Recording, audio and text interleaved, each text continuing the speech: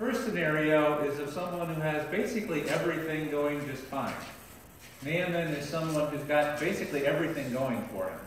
He has political power, connections with the king, he's wealthy, he's successful, he's an army general who has been successful in all that he's done, and it seems like he's got everything going for him, but apparently a spot has formed on his body someplace, and he knows what that's going to be leading to. He knows that even with everything else right, this one thing that's wrong is going to mess everything up. And so he's trying to figure out what to do, because everything that he's gained, his power, his success, his wealth, his family, he's going to start losing that as that leprosy starts to spread. And he can't find any answer to that in Aram, where he's from. So as he tries to figure out what to do, it's interesting, because of his success as a general, he's going to end up having an unexpected person lead him to his solution for his problem.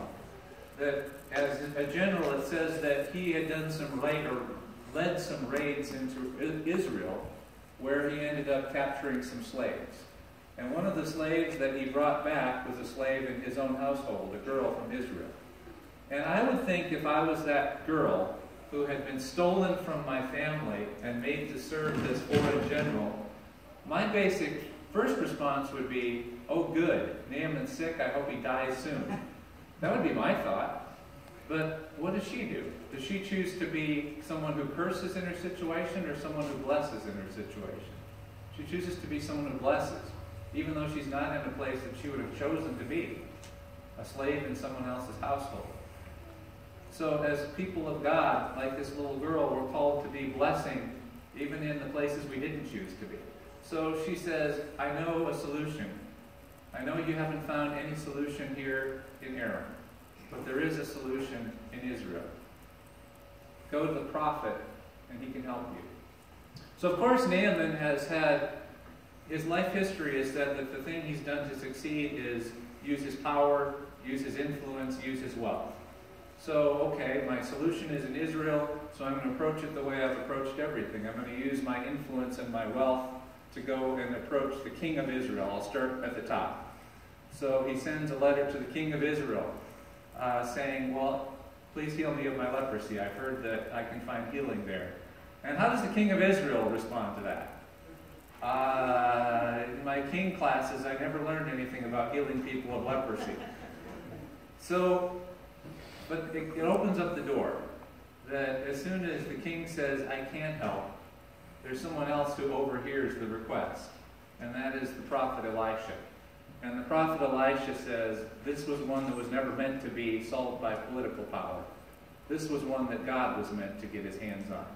So send him my direction, and he's going to find out that there's a God in Israel. So Naaman ends up going to Elisha's house, but he still is going there as a show of power and wealth. He's got his whole entourage. He's got all these gifts that he's ready to give. And as he approaches Elisha's house, he's going there in this position of power. But how is he received? Is he received with this wonderful parade and honor? No, Elisha says, I'm too busy watching Oprah, so why don't you go out, servant? You can go and tell him what he's supposed to do. That's probably not what he said.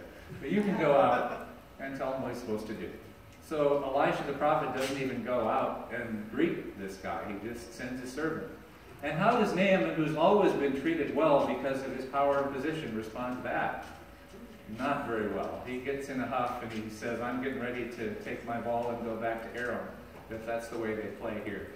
But luckily, just as the first hero in the story was a servant girl, who will be the hero at this point in the story, or the heroes? Once again, it's the servants. The servants say, just relax, master. You came here because you have a problem that couldn't be solved at home. And we know that if he would have asked you to give all your money, you would have done it.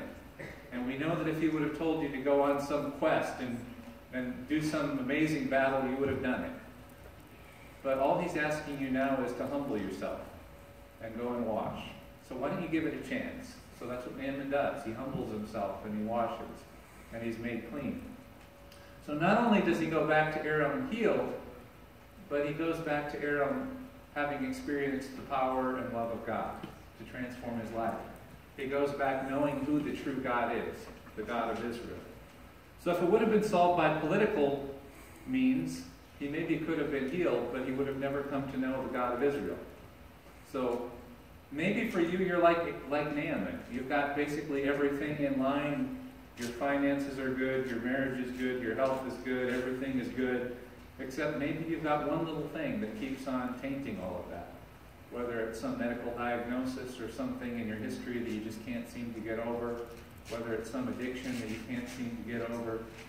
And maybe you need God to come and touch you in that area of life. Or maybe you don't have most of your life in order and just have one thing clouding the rest. Maybe you're like the 10 in our New Testament reading, our Gospel reading. Maybe you're basically everything is wrong, and you might have just one or two things right, like those lepers. And the Gospel reading, there are 10 lepers, and basically they have almost everything wrong in their lives. They have a disease that's destroying their body, that's taken them away from being able to be connected to their loved ones, that's messing up their ability to even participate in society. They have to basically keep their distance and not get involved in anything. But there is one thing that I think that they have going for them. They have one thing that is a gift. It says that Jesus is on his way down to Jerusalem, to Judea, and he's going in the border between Galilee and Samaria. So like here's Jerusalem, here's Samaria, here's Galilee. So he's on his way going through the border, and it's the border where there's going to be mixture of people. There's going to be Samaritans and Jews interacting with each other. And normally there's not a very good interaction, because if they're healthy, they're going to stay away from each other. But apparently there's something that's broken down those barriers for this group of 10. That because of their common need, they're not staying away from each other, they're coming together because of what they have in common, their leprosy. And it's interesting, as they come together, it opens up the door for some people who wouldn't have gone for healing to go and get healing. That maybe there would have been one or two or maybe 6 or 7 in the group that are Jewish, and they would have said, okay, we've heard of Jesus, he's someone who can help us. And the rest who weren't Jewish, because they were part of this community, ended up going along with them and experiencing Jesus because they were together in community. So, as Jesus speaks to them, all 10 of them, not just the Jewish ones who would have gone to him in the first place, are healed. And the thing that amazes me is apparently they weren't healed at the time they started walking away. So they must have trusted him. He said, go show yourself to the priests. That's really what they needed to do according to law to get reconnected. They needed to show the priests they were healed, and then the priests would give them a statement of being cured, so then they could get back together with their family and get back involved in worship in the community. So they were just, 9 of them were doing exactly what Jesus told them to do. Go and get connected, get back into life. So I don't think that he's really faulting them by not coming back. But there's something about this one man that does come back. So I think he was one of the ones that was along with the group because of their common brokenness, who maybe wouldn't have gone to Jesus if it wasn't for the fact that there were some Jewish people in the group with him who knew about Jesus. So now all of a sudden he is realizing this is the one that I want to worship. And he goes back. So not only does he receive healing, but he's brought into a relationship with Jesus as well. Because he's with a group of people that are together because of their common need. And I think sometimes people stay away from church because they think that what we have in common is that we're all really good and we are nice, holy, clean people. And so they think, I don't qualify, so I've got to stay out there. But what if really the best picture of the church is this group of 10 lepers? This place where we come together despite the fact that some are Republicans and some are Democrats and some are OU fans and some are OSU fans. Some of us would maybe never hang out with other people in our church if it weren't for the fact that we're here because of our common need, our common brokenness. And sometimes we come here and we don't have faith for ourselves. But because we're here with other broken people who remind us of Jesus, we end up with them experiencing Jesus' touch and healing. So maybe you're not like Naaman. You might not have most of your life together and need healing in one area. Maybe you're like these lepers who have most of your life messed up. and you need healing in a whole bunch of areas of life. Jesus is passing through. It's interesting, he passes through in those boundary areas. He goes places where he's going to run into broken people. He doesn't just go places where he's going to run into the nice, clean church people. That's what he said. I came not for those who are well, but those who are sick. So Jesus comes and passes through our community here today as we come together bound with our common brokenness. So some things to think about. Today we're going to use our prayer time more as a prayer for healing. Of course, we will pray for other things. But some things to think about, what we learn about healing in our readings for today. And one is that Jesus puts us in places where people, if it weren't for us, wouldn't know about God and God's ability to change lives. This girl in Naaman's household was not there by her own choice, but she chose to be a blessing where she was. So God puts us places. Maybe we're at a workplace we don't even like being at, but yet God puts us there because there are people there that need to hear about God's love and God's ability to change lives. So you are where you are, whether it's your choice or not, so that you can be a blessing, so that you can tell people about where they can find hope. But the second thing is to remember who we are as a community.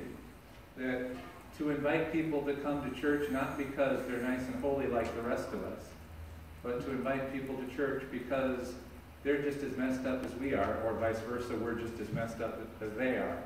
And that's what we have in common. And that's where I think the gift of the church is people from all different places, all different backgrounds, have that one thing in common, that we need God. So to invite people to come and join, and maybe the people that you invite to come to church might not even believe this stuff at first. But yet, they're brought into a community of people who will bring them closer to Jesus, where they can experience his touch. And the other thing I wanted to just have us think about was, who is it that can bring healing? That the Naaman was looking for the big name man of God to come and bring the healing. And who brings the healing? The servant announces it. So I think sometimes the people have this picture that it's the man of God or the woman of God. You've got to go find them and have them pray for you. But the picture I want to have you go home with is that you're just as able to pray for people who are sick as I am.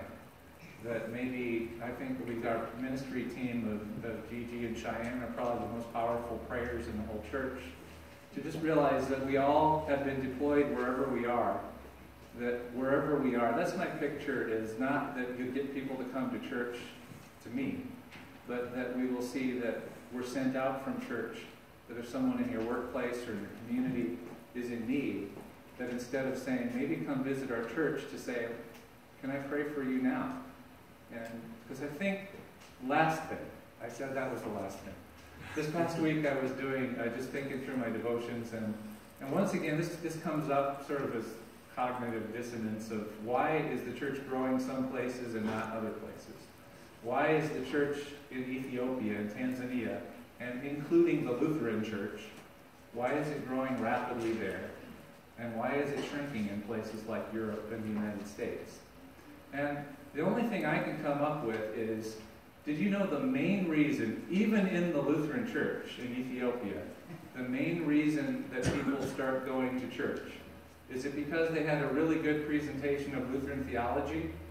No, the main reason people start going to the Lutheran church in Ethiopia is that somebody prayed for them and they experienced God's healing and power. What if we started to realize that the main thing we have to offer is not just good theology, but the main thing we have to offer is that God touches lives and God heals people and God transforms marriages, God frees people from addictions. What if people came to church not because of us, but because they experienced him? And that's where it's not just me doing that. That's where all of us are connection points for people to experience God's healing. So with that, just want to invite you to be thinking, is there some area that you need God's healing touch in your life? What we're going to do is we're going to start out with our normal prayer time. If there's something we can pray for you, And it won't just be healing, but that'll be our focus. If there's things you need healing for, we'll pray for you out there. But then afterwards, I want to invite people to come forward. And you don't need to tell me what it is. You know what's on your own heart. But I'm just going to come and anoint you with oil and just bless you. And one last testimony. I think back to when I was in seminary, I was going through a time where I was just dealing with some emotional things. And I went, at that time I didn't even know Lutherans did healing services, but they did one there. And I remember going up for prayer, and nothing special happened, but what I noticed was from that point on, that issue that was causing me to go like this, I can look back to that exact day and start seeing it go like that. And so just to pray, just as those lepers started walking away before they had all their healing, they experienced it as they walked forward from that encounter with Jesus. To pray that as you come forward, that there'd be something different in the way that you walk away from here than the way that you came. So let's start with prayer as a whole community, and then we'll invite those that want